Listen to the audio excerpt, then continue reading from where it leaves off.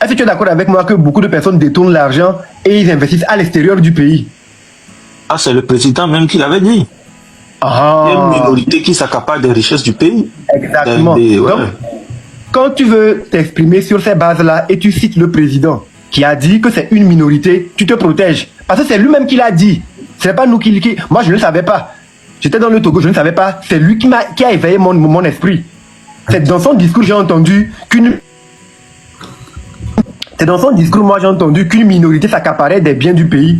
Et moi aussi, j'ai commencé à dénoncer.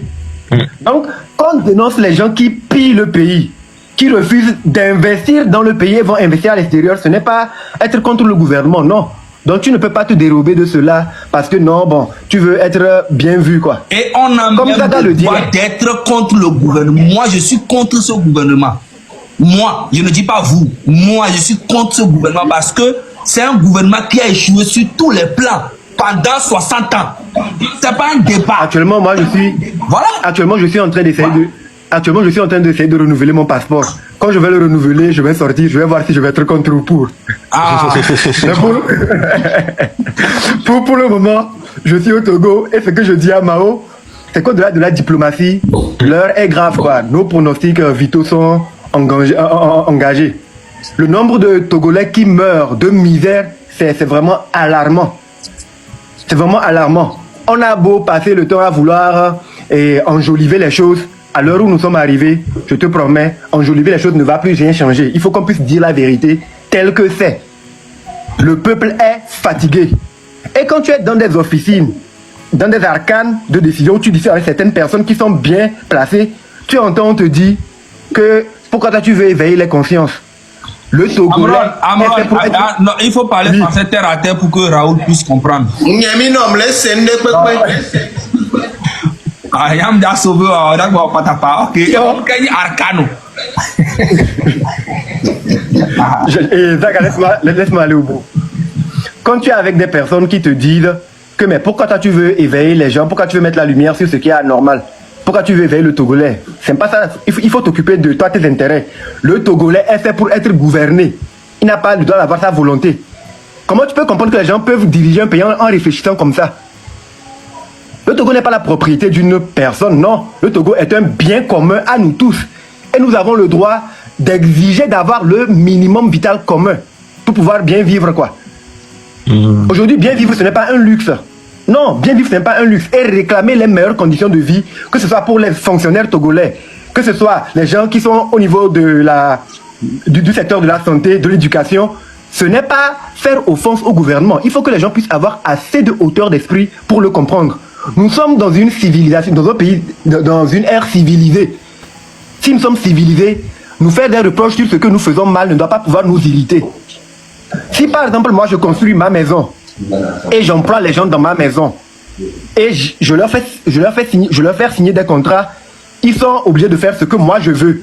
Mais quand j'ai la gestion de la maison de quelqu'un, une maison qui ne m'appartient pas, je suis tenu de faire en sorte que les gens qui sont dans cette maison puissent être bien. Le Togo, ce n'est pas la propriété d'une personne. Il faut qu'on puisse le dire, quoi.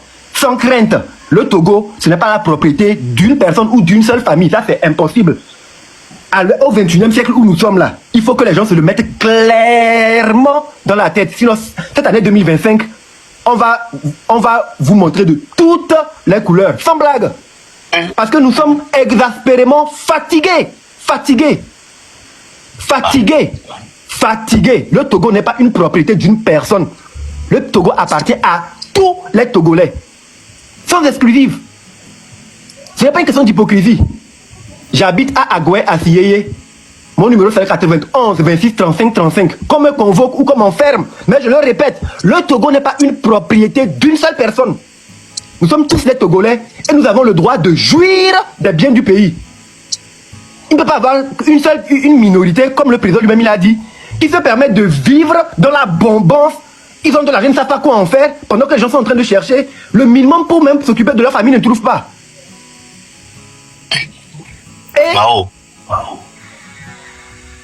C'est grave, c'est très grave. Je m'excuse d'avoir monté le ton, mais bon, il fallait que ça sorte. Le Togo appartient à nous tous. Donc parler du Togo, ce n'est pas c'est sympa, une faveur, quoi. On n'a pas besoin de prendre des gants pour parler de la situation au Togo. Est-ce que les hôpitaux sont bien équipés? Non, je peux l'affirmer parce que comme moi je suis malade, comme ma femme est malade, comme mes enfants sont malades, je vais dans des hôpitaux et je vois comment nous sommes traités. Je vois les conditions dans lesquelles je suis. Quand même, je dois prendre des sérums et je n'ai pas les moyens d'aller dans des centres super huppés. Je vais dans des occupés où tout le monde peut aller. Et je vois comment nous sommes reçus les soins qui nous sont adressés. Sauver des vies, arranger les hôpitaux à ce 21e siècle, ça va être un luxe. Pour sauver des vies, ça va être un luxe. Ben non. Il faut que les gens arrêtent leur orgueil de malades là.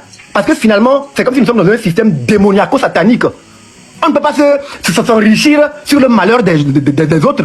C'est inadmissible. Le Togo est une propriété de tous les Togolais, sans exclusive. Et nous avons le droit de réclamer les meilleures conditions de vie. S'il faut mourir pour ça, autant mourir, parce qu'il n'y a qu'une seule mort, quoi. Parce que trop, c'est vraiment trop. Faut pas abuser. C'est ce que je disais l'autre fois. Mais lui, tu as mis là où aller, que chacun se mette dans la tête Benaré. Mais là, t'es couffant, quoi. Yann Kouvo. Merci. Que chacun